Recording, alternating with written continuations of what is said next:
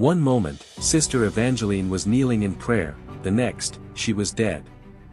As her lifeless body crumpled in the chapel, her soul was ripped into eternity. What she saw shattered everything. Jesus himself revealed how centuries of tradition had hidden a fatal deception. Now, back from the grave, this excommunicated nun risks everything to expose the terrifying truth, before time runs out. This is her forbidden testimony, and your final warning.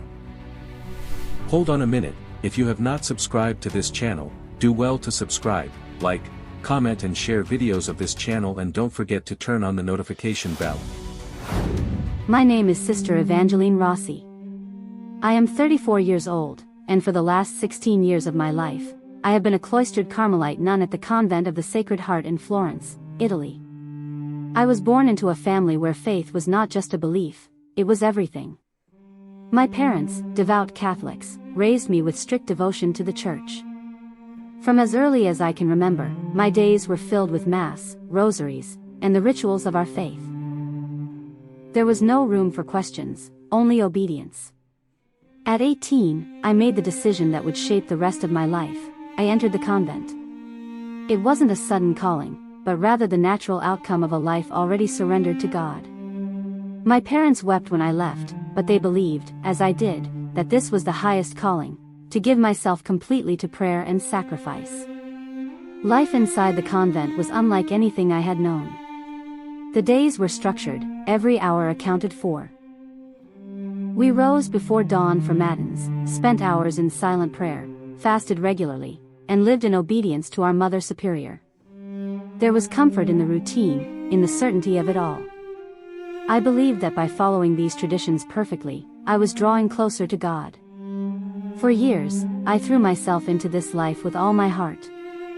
I recited the prayers, knelt for hours in the chapel, and followed every rule without hesitation. On the outside, I was the model nun. Devout, disciplined, unwavering. But deep inside, something was missing. No matter how many prayers I whispered, how many times I confessed, or how strictly I fasted, I felt a quiet emptiness growing within me. At first, I dismissed it as weakness, a lack of faith. The other sisters seemed so at peace, so sure of their path. Who was I to question? I told myself that this dryness was part of the sacrifice, that God was testing my devotion. So I prayed harder. I followed the rules more strictly. I begged the saints to intercede for me. Yet the emptiness remained. Sometimes, in the deepest hours of the night, when the convent was silent and I was alone with my thoughts, I wondered, was this all there was? Was I truly knowing God, or was I just going through the motions? But I pushed those thoughts away. To doubt was dangerous. The Church had taught me that questioning was the first step toward error, and I would not risk my soul. So I continued, day after day, year after year, until the night everything changed. That night, I would die. And in that death, I would finally meet the God I thought I had been serving all along. The cold clung to the chapel that night. It was January, and the stone walls of the convent held the chill like a tomb. My breath came in small clouds as I knelt before the altar, the golden tabernacle glowing faintly in the candlelight. The other sisters had already retired, but I stayed behind. Something restless in my spirit keeping me there. I remember tracing my rosary beads, my lips moving through the familiar prayers. The words came automatically after so many years. Hail Mary, full of grace. But tonight, they felt hollow. My fingers trembled, though I couldn't tell if it was from the cold or something deeper. Then it happened. A sudden, sharp pain tore through my chest, like a knife between my ribs. I gasped, my hand flying to my heart. The chapel spun around me. The crucifix above the altar blurred, then doubled. I tried to stand, but my legs gave way beneath me. The last thing I saw was the Eucharist in the monstrance tilting wildly as I fell. Then, silence. Darkness swallowed me whole. But only for a moment. Suddenly, I was floating near the chapel ceiling, looking down at the scene below. A nun, my body, lay crumpled on the cold marble floor. My veil had come loose, my hands curled like a child's. Sister Beatrice was the first to reach me. Her scream shattered the chapel's quiet. Mother Superior, come quickly. Within seconds, nuns flooded the chapel. Someone pressed fingers to my wrist. No pulse. Sister Claire cried. Another nun bent over me, her ear to my chest. She's not breathing. I watched, strangely calm, as Mother Superior pushed through the sisters. Her wrinkled hands shook as she felt my neck. Then her face went pale. Dear God, she's gone. A younger nun began sobbing. Someone ran for the priest. But I wasn't afraid. I felt light. Free. A warmth unlike anything earthly began pulling me upward. The chapel, the nuns, my own lifeless body, all of it shrank away beneath me as I rose through the chapel roof into the winter night. The stars weren't above me anymore. They were all around me. And then, light. Not the pale glow of candles, nor the weak winter sun. This light was alive. It saw me. Knew me. Loved me. And in that instant, I understood three things with absolute certainty. I was dead. This light was God. My entire life was about to be undone.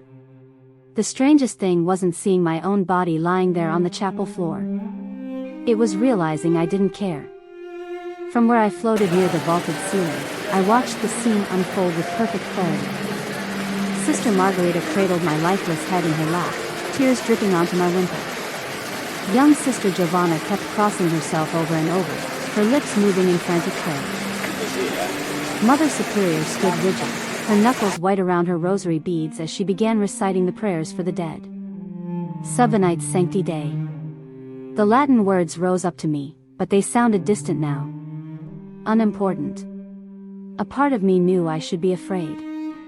That morning I'd woken as Sister Evangeline Rossi, a Carmelite nun of 16 years. Now I was, what? A spirit? A soul untethered? The thought should have terrified me. Instead, I felt peace so profound it brought tears to my eyes. If eyes were something I still had in this form. The chronic pain in my knees from years of kneeling on stone floors? Gone. The constant hunger from our fasting days? Vanished. Even the persistent ache in my heart, that emptiness I could never name, had disappeared completely. Below me, Father Antonio burst into the chapel, his stole hastily thrown over his shoulders. He dropped to his knees beside my body and began the last rites. I saw his hands tremble as he anointed my forehead with oil. Per istum sanctum unctionem. As the words left his lips, something extraordinary happened. The holy oil on my earthly forehead began to glow, not with physical light, but with a radiance only my spirit could perceive. Thin golden threads rose from the sacrament, stretching upward toward me like tendrils of smoke. I reached out, or thought I reached out, for I wasn't sure I had hands anymore, and the moment those golden strands touched me, I understood. This was grace. Actual, tangible grace. Not the abstract concept we'd studied in theology, but living, pulsing divine energy. The realization shattered me. All those years of sacraments, of rituals, of mechanical prayers, they'd been channels for this all along, and I'd never truly seen it. Never felt it. As this truth overwhelmed me, I became aware of a new sensation, a gentle but irresistible pull from above. The chapel roof offered no resistance as I passed through it like mist. The winter night embraced me, but I felt no cold. Higher I rose, through layers of darkness that weren't really dark at all, but simply levels of existence my earthly eyes had been too blind to perceive. The stars weren't distant points of light anymore, they sang. Their vibrations coursed through me, a celestial harmony that made my soul tremble. Then, just when I thought the wonder couldn't grow deeper, I saw the light. Not above me. Around me. In me. It wasn't yellow or white or any color my human mind could name. It was the source of all color, all warmth, all love. And it knew me. Not Sister Evangeline the nun, but Evangeline the soul, every secret thought, every hidden wound, every unspoken doubt laid bare before it. In that moment, two truths became undeniable. This was God. Not the distant, judging God of my childhood fears, but a presence so loving it burned away all fear. Everything I thought I knew about him was about to be rewritten. The light didn't speak in words, yet I understood perfectly. Come. See. Remember. And then, the moment the light called to me, everything changed. I wasn't floating anymore, I was moving, being drawn forward with a force like gravity, yet gentler than a mother's hand guiding a child. The star-filled sky around me melted away, replaced by something beyond description. At first it felt like falling through a tunnel, but not the dark, frightening kind you hear about in near-death stories. This was a passageway alive with color, deep blues swirling into golds, purples blending with silvers, all moving in patterns too beautiful to be random. The colors pulsed with energy, almost as if they were singing. And then I realized, they were singing. Not with voices like ours, but with pure tones that vibrated through my very being. The melody wrapped around me, lifting me, carrying me forward. I couldn't understand the words, yet somehow I knew their meaning. They were songs of creation, of love, of homecoming. As I moved deeper, faces began to form in the swirling colors, not human faces, but presences I instinctively recognized. Some I knew from scripture, angels, perhaps, or maybe saints, while others were completely unfamiliar yet no less welcoming. They didn't speak with mouths but with thoughts that flowed directly into my awareness. Don't be afraid. You're safe now. You're going home. Their joy washed over me like warm water, dissolving the last traces of earthly fear. I wanted to stay there forever in that in-between place, surrounded by such love. But the light ahead grew stronger, pulling me forward. With every moment, it became brighter, fuller, more alive. This wasn't just light you see with eyes. This was light you feel with your soul. It warmed me from the inside out, melting away years of loneliness, of doubt, of that persistent emptiness I could never name. Then, suddenly, I was there. Not just near the light. In it. Of it. Words fail me here. How do you describe the indescribable? The light wasn't just something I saw, it was everything. It was presence. It was knowledge. It was love so complete it would have shattered my earthly heart had I still possessed one. And it knew me. Not just my name or my deeds, but me, the real me beneath the nun's habit, beneath the prayers and penances, beneath even my own thoughts. Every moment of my life, every secret joy, every hidden shame, all laid bare yet somehow loved completely. Then came the knowing. Not words exactly, but pure understanding flowing into me. This is God. Not the God of my catechism books. Not the distant judge I'd been taught to fear. Not the ritualized presence in the tabernacle. This was him. The reality behind all the symbols. The truth behind all the doctrines. The living, breathing, pulsing source of all love. And he was nothing like I'd imagined. The God I'd worshipped for 34 years had been so small, a list of rules, a being to appease, a king on a distant throne. This was everything. I fell to my knees, or what felt like knees, overwhelmed. How could I have spent my whole life serving him without ever truly knowing him? All those masses, all those rosaries, all those hours kneeling on cold stone, had any of it reached this place? As if in answer, memories began unfolding around me, not just images, but full experiences relived. My first communion. My vows as a nun. Countless confessions. And with each one, I saw two realities, what I had experienced on earth, and what had actually been happening in this spiritual realm. The gold-tinged threads I'd seen rising from my last rites. They'd been there at every sacrament, every prayer, only I'd been too blind to see. God's grace had been reaching for me my whole life, while I'd been content with empty rituals. The realization broke me. Tears streamed down my face, or whatever passed for a face in this place. Not tears of sadness, but of overwhelming love and regret mixed together. How could I have missed this? How could any of us miss this? The light responded without words, wrapping around me like arms. You see now. And I did. For the first time in my life, I truly saw. The moment God said, "You see now," my entire existence unfolded before me. Not as memories, but as living moments happening all at once, every second of my 34 years illuminated by that perfect light. I saw myself as a child of 7, kneeling beside my mother at Massachusetts' little Evangeline, so serious in her Sunday dress, mimicking the exact way mother folded her hands. The memory shimmered, and suddenly I could see what I'd never noticed before, the golden threads of grace swirling around the Eucharist, the angel standing reverently beside the altar. All that beauty had been there, and my earthly eyes had been blind to it. The scenes kept coming. My first confession at age 8. I watched my younger self recite the memorized list of sins. I disobeyed my parents 3 times. I had angry thoughts. The priest gave absolution mechanically. Now I saw the truth. While the sacrament had been valid, God's forgiveness had been waiting for me even before I entered the confessional. The words of the priest hadn't granted pardon, they'd merely announced what God had already desired to give. Then came my vocation. The memory of my 18-year-old self entering the convent played out, but now I could see my own heart with terrifying clarity. Yes, there had been genuine love for God, but mixed with so much else. A desire to escape the world, a craving for spiritual superiority, even a subtle pride in being chosen for such a holy life. The scenes accelerated.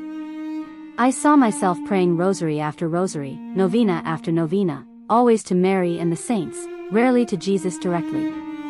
The Blessed Mother had been my comfort, my intercessor, my spiritual crutch. Now, in the light's revealing glow, I saw the painful truth. I'd used devotion to Mary as a way to avoid approaching Christ himself. Confession after confession flashed by, me kneeling behind the screen, listing sins by number and kind, performing my penances dutifully. The priests would say, "I absolve you," and I'd walk away believing myself clean. Yet how rarely had I truly poured out my heart to God himself? How often had I treated confession like a transaction rather than a transformation? The most painful revelations came from my convent years. I watched myself enforce strict rules on younger nuns with more zeal than compassion. Saw the times I'd prioritized liturgical perfection over human kindness. Remembered how I judged sisters who struggled with prayer, never considering that perhaps their honest struggles brought them closer to God than my perfect observances did. One scene struck me like a physical blow, the day young Sister Teresa came to me in tears, doubting her vocation. Instead of comforting her, I'd quoted rules at her. "Obedience is the highest virtue," I'd said. Now I saw how my words had crushed her. Worse, I saw the smug satisfaction I'd felt in that moment, proud of being the strong one, the faithful one. Tears streamed down my face as the review continued, each memory more humbling than the last.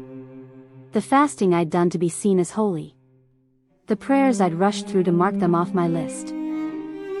The times I'd cared more about liturgical correctness than the people around me. All my life, I'd believed I was building a spiritual mansion. Now I saw it for what it was, a house of cards, impressive in structure but empty inside. The final revelation broke me completely. A vision of my prayer life unfolded, hours upon hours of recited prayers, liturgical offices, novenas. The sheer volume should have been staggering. But as I watched, I saw the truth. Amidst all those words, all those rituals, how little had been actual conversation with God. How rarely had I simply sat in his presence, listening rather than speaking. The understanding came like a thunderclap. I had been religious, but lost. I'd followed all the rules, but missed the relationship. I devoted my life to God, without ever truly knowing him. The weight of this truth crushed me. I fell to my knees, or whatever passed for knees in that place. Overwhelmed by grief for all the wasted years. The golden threads of grace had been there all along, waiting for me to reach out and grasp them, and I'd been too busy performing rituals to notice. Just when the sorrow threatened to consume me, the light surrounded me again, not with condemnation but with love so fierce it burned away my shame. A question formed in my heart, not in words but in knowing, do you understand now? And I did. Just when I thought the light couldn't become more intense, it changed. The formless radiance began to take shape before me, not diminishing in glory but focusing it, becoming at once more personal and more overwhelming. Then he stood there. Jesus. Not the pale, blue-eyed figure from European paintings. Not the solemn statue from our convent's crucifix. Not even the kind-faced shepherd from Sunday school books. This was the living Christ. His form glowed with the same uncreated light I'd been immersed in, yet now it had definition, not limiting the glory but somehow containing what should be uncontainable. His eyes, oh, his eyes, held galaxies within them, yet focused on me with intimate knowledge. The wounds on his hands and feet shone like molten gold, not as marks of defeat but as emblems of eternal victory. I collapsed. Not in fear, but in the only response possible when finite being encounters infinite love. My face pressed against what felt like ground, though there was no ground. Every cell of my spiritual being trembled. Then he spoke. Not with sound waves hitting eardrums, but with truth resonating directly in my soul, Evangeline. Just my name. But hearing it from his lips undid me completely. He didn't say, Sister Rossi, or child, or daughter. He called me by the name my parents had given me at birth, the name I'd left behind when taking my vows. He knew the girl behind the nun's habit. I lifted my face, tears streaming. Lord.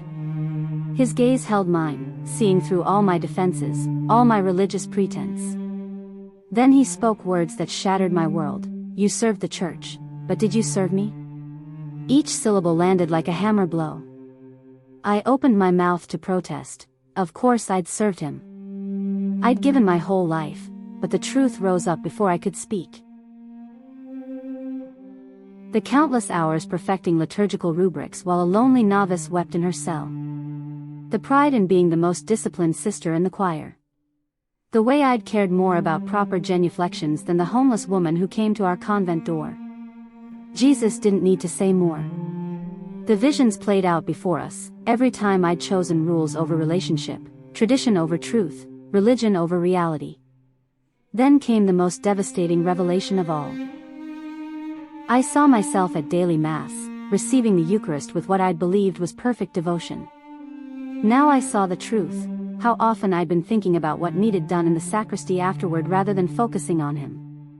How many times I'd treated the greatest miracle as routine. Rituals cannot save, only I can. His words weren't angry. They burned with sorrowful love. As he spoke, scenes from church history flashed around us. Crusaders killing in Christ's name, inquisitors torturing heretics, clergy living in luxury while the poor starved. All done by people who believed they served God while actually serving systems, power, tradition. Then came modern scenes, parishioners gossiping after Mass, priests more concerned with career than calling, Catholics trusting in scapulars and medals like magical charms. Each image pierced my heart because I recognized myself in them. I saw with terrible clarity how we'd created a religious system that could operate almost independently of actual relationship with Christ. Sacraments treated like transactions.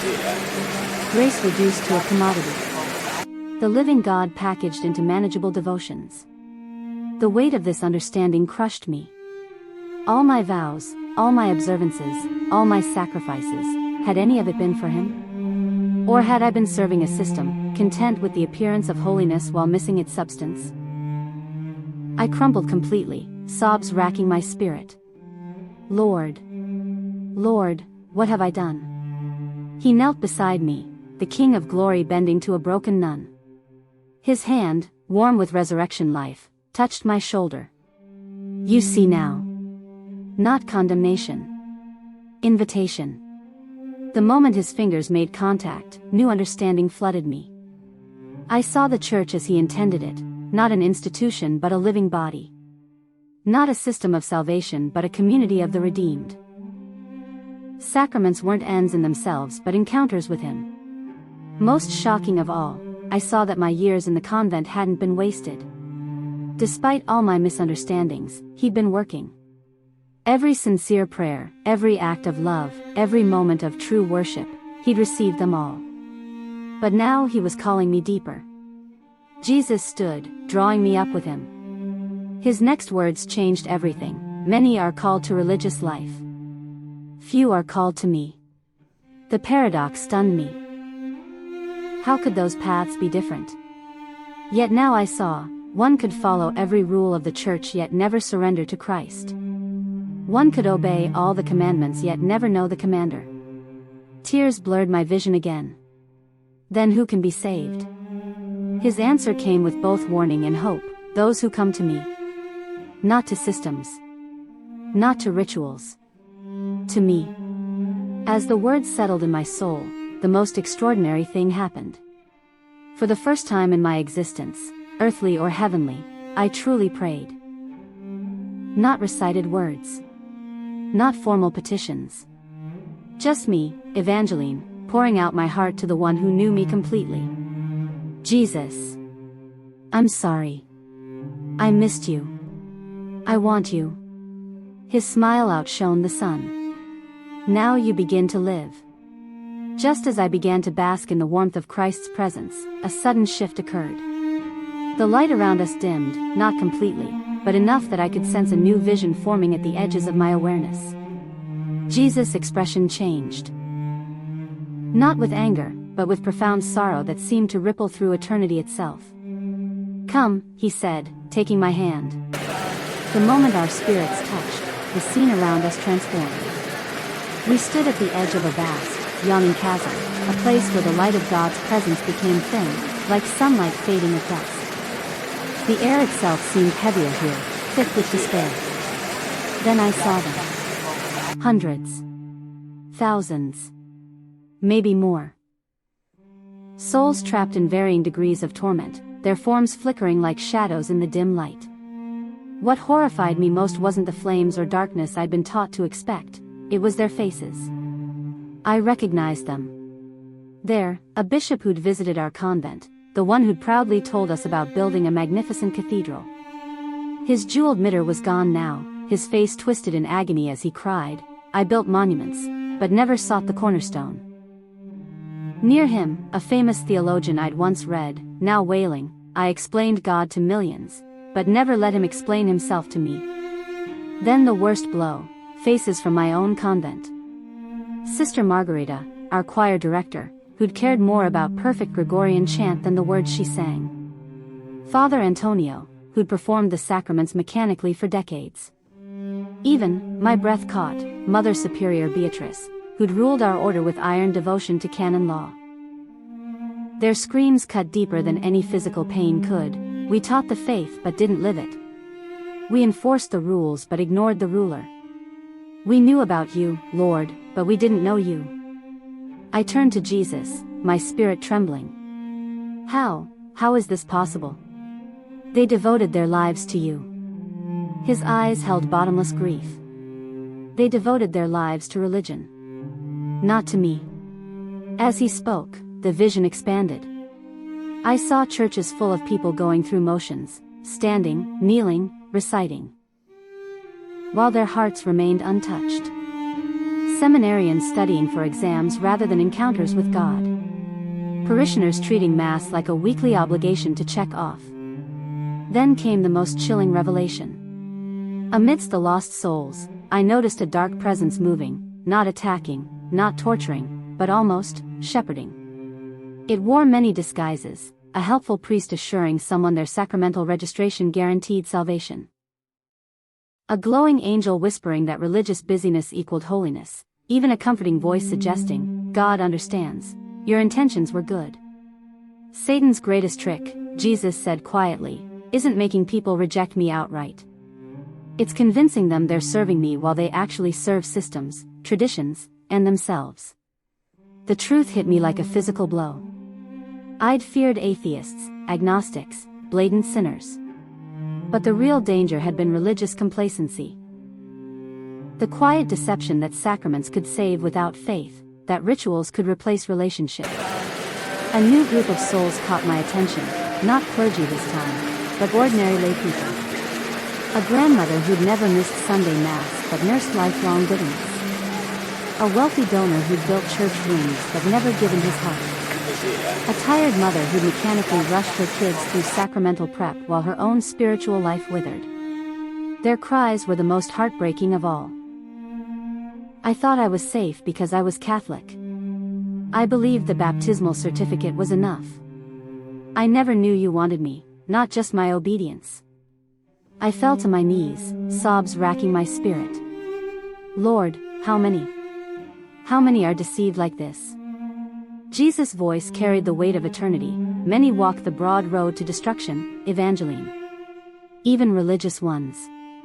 The scene shifted again, showing the global church, not as buildings or institutions, but as individual souls. To my shock, only a portion glowed with genuine divine life. The rest varied, some flickering weakly, others completely dark despite their religious activity. Then came the most terrifying realization: until today, I'd been among the deceived. Jesus took my hand again, pulling me back from the edge of that awful chasm. His next words burned with urgency: "This is why I'm sending you back." As Jesus spoke of sending me back, the vision intensified. The edges of the chasm before us dissolved, revealing an even more horrifying depth, an endless expanse of souls in varying states of anguish. Not the cartoonish hellfire of medieval paintings, but something far worse: perfect understanding coupled with eternal regret. The souls weren't screaming in physical pain, but weeping with the unbearable weight of revelation. Each one had become living truth of Christ's words: "Many will say to me, Lord, Lord." Then I will tell them plainly, "I never knew you." I recognized faces from every walk of religious life: a Monsignor who'd administered our diocese, now moaning, "I spent my life climbing the ecclesiastical ladder, only to find it leaning against the wrong wall." A famous Catholic blogger whose articles I'd shared, wailing, "I defended the faith online every day, but never surrendered my heart." Then, most shockingly, a renowned mystic whose books lined our convent library, crying, "I described divine union so beautifully, while never experiencing it myself." Their regrets poured out in waves: "We polished the rituals but neglected the relationship. We preserved the doctrine but missed the door. We followed the rules but rejected the Redeemer." As I listened, a new group caught my attention: not prominent figures, but ordinary, good Catholics. A Sunday school teacher who'd taught children to memorize prayers but not to pray. A daily Mass attendee who'd judged others' liturgy preferences while his own heart grew cold. A theology professor who could debate transubstantiation but hadn't tasted living communion. Their cries held a particular agony. I thought I was safe because I checked all the boxes. I never knew you wanted more than my obedience. We had the truth, but we preferred tradition. Beside me, Jesus trembled. Not with anger, but with anguished love. Tears like liquid light streamed down his face as he whispered words that shattered my soul. I wanted them, but they chose rules over me. The divine grief in that statement overwhelmed me. This wasn't the disappointment of a slighted deity, but the heartbreak of a bridegroom whose bride had fallen in love with the wedding traditions instead of him. A new understanding flooded me. Every Mass they'd attended, every sacrament they'd received, every prayer they'd recited, he'd been there, reaching out, waiting. The means of grace had been available, but they'd worshipped the means instead of the source. As I watched, some souls near the chasm's edge reached toward us with desperate hope. To my shock, golden threads, like those I'd seen during sacraments on earth, extended from Jesus to each one. Some grasped them and began the agonizing climb upward. Others, after a moment's hesitation, turned away, returning to their comfortable misery. "It's not too late for them," Jesus said, his voice thick with emotion. "My mercy reaches even here. But some prefer the hell they know to the surrender I require." The scene shifted again, showing how this deception operated on earth. I saw a priest hearing confession while mentally planning his homily, a nun reciting the divine office with her mind on dinner, a family rushing through grace before meals as empty ritual each time. Jesus stood beside them, longing to be noticed. Then came the most painful vision, my own convent. I saw sisters going through motions. Perfectly executed liturgies with distracted hearts, rosaries rattled off while minds wandered, obedience practiced with resentment simmering beneath, and in every case, Christ was there, his hand outstretched, whispering, "I'm here. Just turn to me." The vision faded, leaving only Jesus and me in the light again. His next words changed everything. "This is why you must return." Jesus' hands gripped my shoulders, his touch radiating both comfort and unshakable purpose. The intensity in his eyes held me captive, not with fear, but with the weight of what he was about to say. "Go back." The command vibrated through my entire being. "Tell them before it's too late." I shook my head violently, something like panic rising in my chest. "Lord, no. Please don't send me back there. They won't listen, they'll think I'm a heretic. Let me stay here with you." His expression softened, but his resolve didn't waver. "If you love me, feed my sheep." The words pierced me. I'd quoted that same verse from John 21 100 times in spiritual direction. Now I understood their cost. As I struggled to process this, Jesus began imparting the message with terrifying clarity, not in paragraphs or sermons, but in living truths that burned themselves into my spirit. 1. No priest can forgive sins, only I can. Suddenly I saw every confession I'd ever made, the wooden booth, the rote prayers, the priest's absolution. But now I saw the invisible reality. It had never been the priest forgiving me. The moment my heart truly repented, Jesus himself, present in the sacrament but so often overlooked, had already been extending forgiveness. The priest was merely a witness to what Christ was doing. 2. Praying to saints is idolatry. Come to me directly. A lifetime of rosaries and saintly intercessions flashed before me. I saw with shocking clarity how I'd used devotion to Mary and the saints as a buffer, a way to approach God at a safe remove. Jesus showed me his mother now, her face radiant but her hands pushing me gently forward. "Go to my son. Stop hiding behind me."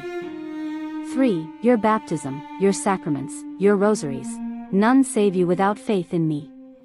The most devastating revelation came next. I saw sacraments as God intended them, not magic rituals that mechanically conferred grace, but encounters with the living Christ that required faith and surrender. A baby baptized who later rejects Christ. A daily communicant who never lets the Eucharist transform her.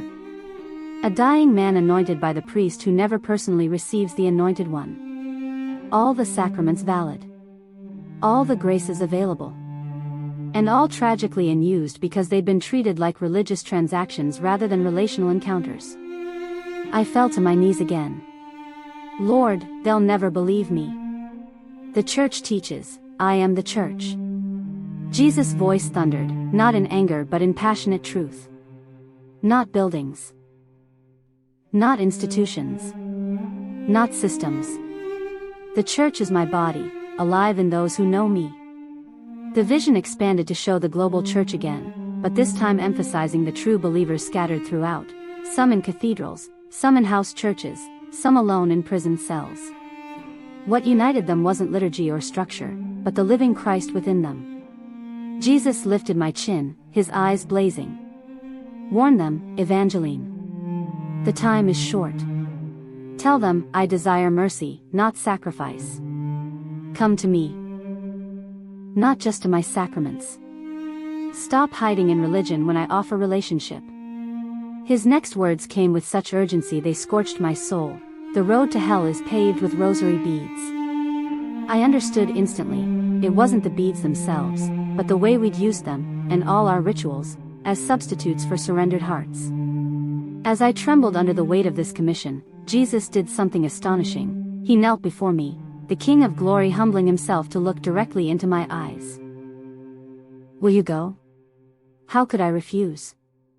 The moment I whispered yes to Jesus, everything went black.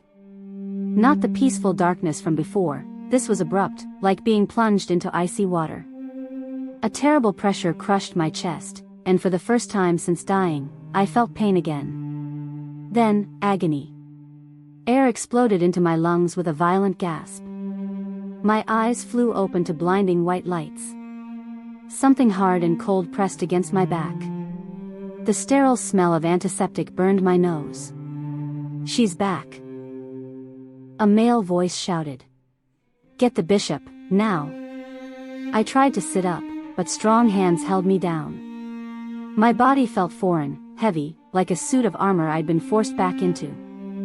The beeping of machines assaulted my ears. "Easy, sister," a doctor in blue scrubs said, his face pale. "You've been gone for over 9 minutes. 9 minutes. A lifetime in eternity. A blink of an eye on earth." I turned my head and saw them, Mother Superior, Father Antonio, Sisters Margarita and Claire. All staring at me with a mix of shock and something else, fear. "Sister Evangeline," Mother Superior began, her voice uncharacteristically shaky, "you gave us quite the scare." The words burst from me before I could stop them. I saw him. I saw the truth. Silence. The nuns exchanged glances. Father Antonio made the sign of the cross. "You saw God?" Sister Margarita whispered. "Not just saw, I knew him." I struggled against the hand still pinning me to the bed. "He showed me everything. Our rituals, our traditions, we've missed the point. We've been, enough." Mother Superior's voice cracked like a whip. Her eyes darted to the doctor. Could this be neurological? From the lack of oxygen? The doctor frowned. "It's possible. We should run more tests." I watched in horror as they reduced my encounter with the living God to medical jargon: hypoxia, hallucinations, temporal lobe stimulation. The very people who'd taught me to believe in heaven now refused to believe I'd been there. Sister Claire edged closer, her voice barely audible. What was it like?" Before I could answer, Mother Superior stepped between us.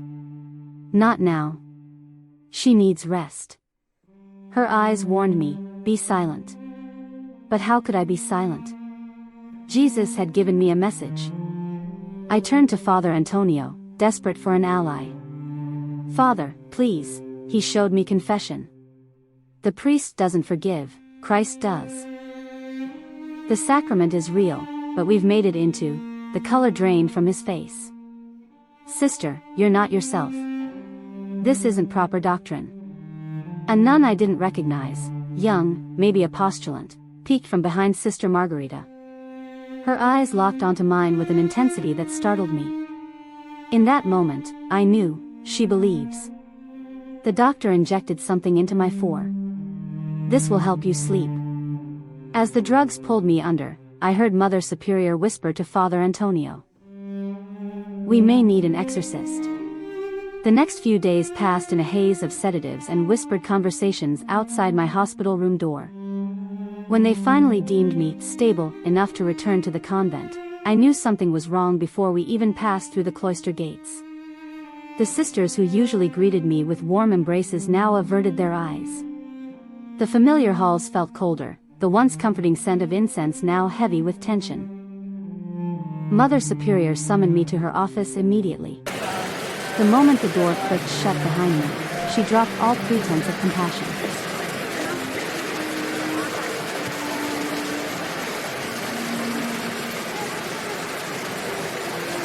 "Sister Evangeline," she began, her fingers steepled on the polished oak desk, "the bishop has been informed of your episode." I stood perfectly still, my hands folded in my sleeves, just as I'd been trained. But something inside me had changed. The old fear of authority, the automatic deference, was gone. "It wasn't an episode, Mother. I died. I saw enough." Her fist slammed down, making the crucifix on the wall tremble. "We've indulged this fantasy long enough. Dr. Ricci confirmed your hallucinations were caused by oxygen deprivation." She pushed a document across the desk. "You will sign this retraction, renouncing these heretical claims, or face expulsion from our order." I stared at the paper. The carefully worded statement declared my experience a trauma-induced psychological event, and affirmed my complete submission to Holy Mother Church's teachings. My hands shook, not with fear, but with righteous anger. I can't sign this. Mother Superior's face turned stony. Then you leave me no choice. She reached for the silver bell on her desk, the one that summoned the novice mistress for disciplinary cases. Your family has been notified. The meeting with my parents broke what remained of my earthly heart. They arrived the next day, my father stiff in his Sunday suit, my mother clutching her rosary like a weapon. They didn't even embrace me. Evangeline, my father began, using my birth name for the first time in 16 years, your mother and I didn't sacrifice to give you a Catholic education for you to become some Protestant. The word landed like a curse. My mother's tears fell on her well-worn missal. How could you betray Our Lady like this? After all the rosaries we prayed together? I reached for her hand, but she jerked away as if burned. Mama, I'm not rejecting the faith. I'm trying to tell you. Jesus showed me how much more there is. The sacraments are real, but they're meant to lead us to Him, not replace. Blasphemy. My father's face turned purple. You sound like those evangelical fanatics on television. He drew himself up, pronouncing the words like a judge passing sentence. Until you recant and make a full confession to the bishop, you are no daughter of ours. The door slammed behind them with finality. That night found me kneeling on the cold floor of the empty chapel. The same spot where I'd died 9 days earlier. My few belongings sat in a cardboard box by the door. Mother Superior's edict had been clear, would be gone by morning. Tears fell freely now, splashing on the stone floor. I'd lost everything, my community, my family, my home. The life I'd built over 16 years had crumbled in 9 minutes of eternity. Yet amidst the grief, an unshakable peace remained. The same light I'd encountered beyond the veil now burned within me. I thought of Peter's words, we must obey God rather than men. I'd quoted that verse 100 times in catechism lessons. Now I understood its cost. A soft rustling made me turn. The young postulant from the hospital, Sister Lucia, stood in the shadows near the confessional. When she spoke, her voice barely carried across the empty chapel. Tell me about the light. For the first time since returning, I smiled. The small apartment I rented near Florence's outskirts became my new cloister, a place of prayer and wrestling with how to share what I'd seen. For weeks, I did nothing but read scripture, comparing everything Jesus had shown me with the Bible's pages that now burned with fresh meaning. One rainy afternoon, as I read Paul's words, "Woe to me if I do not preach the gospel," the decision crystallized. I opened my laptop and began typing my testimony with trembling fingers. The words poured out. My childhood, my vocation, the emptiness behind the rituals, the clinical death, the light, the terrifying truth about religious deception. When I finished, I stared at the post button for a full minute before clicking it. The backlash came within hours. Former sisters commented, Satan disguises himself as an angel of light. Theology professors dismissed me, classic case of spiritual delusion. Anonymous accounts accused, you've abandoned the one true church. But amid the vitriol, private messages began trickling in, a priest from Poland, I've felt this emptiness too, performing sacraments while my soul starves. A nun in Brazil, you've put words to the hunger I've hidden for years. A grandmother in Rome, I've prayed rosaries daily but never known Christ like this. One message stopped me cold, from Sister Lucia, the young postulant, I've left the convent.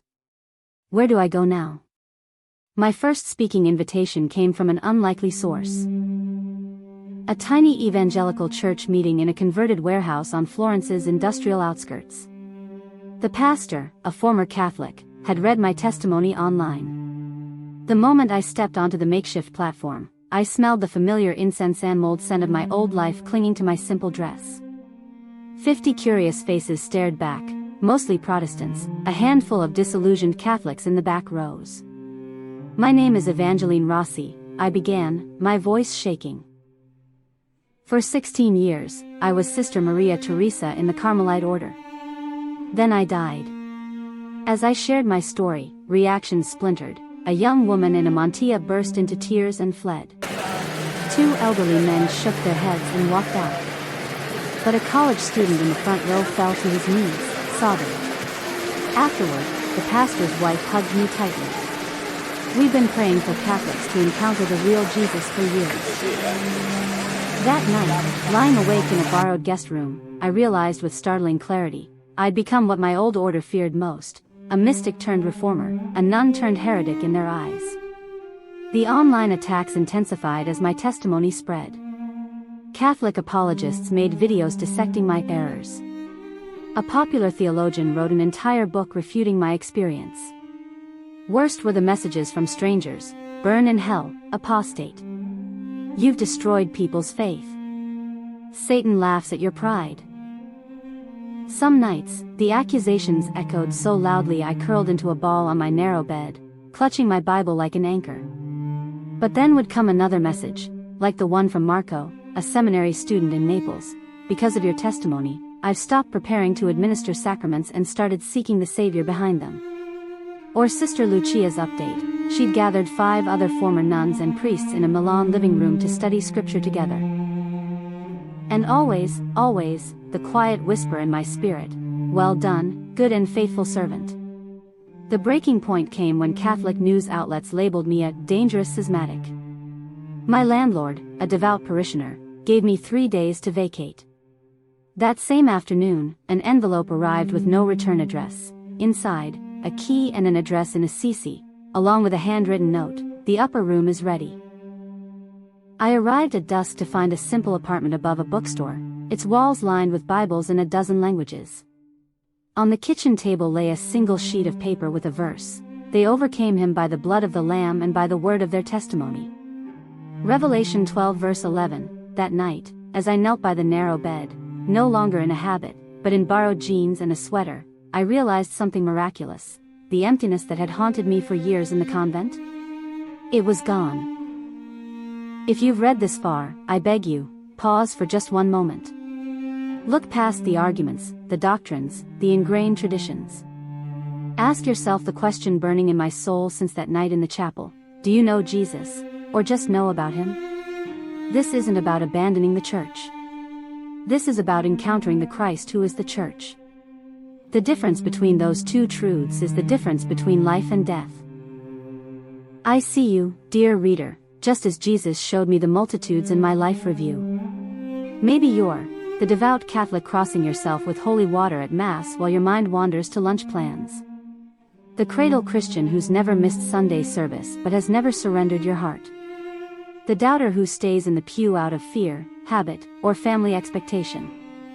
The religious worker, priest, nun, pastor, who teaches others about God while your own spirit withers.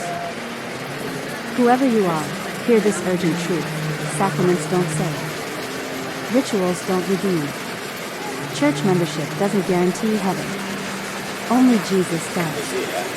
That night in eternity, I saw souls who'd done everything right: baptism, confirmation, weekly Eucharist, weeping in unimaginable regret because they'd missed the simple, terrifying, glorious point: this is eternal life, that they know you, the only true God, and Jesus Christ whom you have sent. John 17 verse 3, not know about. No. Not serve the institution. Serve the Savior. Not recite prayers to. Have a relationship with. Time is running out. Today, right now, Jesus stands at the door of your heart, not as a distant judge, but as a bridegroom who paid everything to be with you. He's whispering, "Here I am. I stand at the door and knock. If anyone hears my voice and opens the door, I will come in." Revelation 3 verse 20, you don't need a priest to mediate. No saint to intercede. No ritual to perform. Just an open heart. If your spirit is stirring as you read this, that's him knocking. Don't rationalize it away. Don't promise to get serious tomorrow. The souls I saw in eternity all thought they had more time. This is your moment. Wherever you are, in a chapel, at your kitchen table, reading this on your phone, you can meet him right now. Just pray from your heart: Jesus, I open the door. Show me the truth. Forgive me for settling for religion when you offered relationship. I want to know you, not just about you. Come into my life. Save me from my empty traditions. Make yourself real to me. He will answer. Maybe not with visions or light, but with a peace that defies logic, a love that shatters chains, a purpose that makes all other pursuits seem hollow. This isn't about leaving the church, it's about finding the Christ who established the church. Some of you will need to stay where you are to be his light there. Others he may call out, as he did me. Either way, one truth remains. When you stand before him, and you will stand before him, only one question will matter. Did you know me? Not did you follow the rules? Not did you perform the rituals? Not did you defend the institution? Did you know me? Eternity hangs on your answer. Choose wisely. 5 years have passed since that winter night in the chapel. I write these final words from a small cottage in the hills outside Assisi, where the morning light spills across an open Bible rather than a breviary. The crucifix on my wall bears no ornate decoration, just the simple, brutal reminder of what my Savior endured for love. The church still declares me excommunicated. My family still refuses my letters. Former sisters still cross the street to avoid me. Yet I found something more valuable than institutional approval, the pearl of great price. The young postulant who first believed me, Sister Lucia, now serves with me in our little fellowship of recovered religious. Former priests, nuns, and monks who've discovered the scandalous truth that Jesus wants us more than our sacrifices. We break bread together weekly, not as a ritual, but in raw remembrance of what he did for us. Sometimes, when the loneliness presses in, I walk to the abandoned monastery on the hill. Through its broken stained glass, I watch sunlight dance on the empty altar where I once thought God lived confined. Now I know. He walks beside me through the vineyards, speaks to me in the quiet of dawn, lives in me in a way no sacrament could ever accomplish. The messages still come, both venom and gratitude. Last month, a cardinal secretly visited, trembling as he confessed, I've administered confirmation to thousands, but I've never been sure of my own salvation. We wept together as he met Jesus at my kitchen table. This morning, as I prayed over this finished manuscript, a familiar presence filled the room. No visions this time, just that quiet, unmistakable voice, well done. 2 words that made every sacrifice worthwhile. And so, dear listeners, I leave you with the same urgent truth that sent me back from heaven: eternity is real. The chasm I saw exists. The weeping souls I encountered weren't metaphors. The Jesus who wept over them now stretches out his nail-scarred hands to you, not to condemn, but to rescue. Today, this moment, he offers the greatest exchange. Your religion for his righteousness. Your rituals for his relationship. Your striving for his rest. The nuns were right about one thing: there is a hell. But they were wrong about its entrance exam.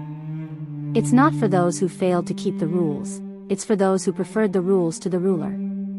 I was a nun who didn't know her bridegroom. Don't make my mistake. Choose wisely.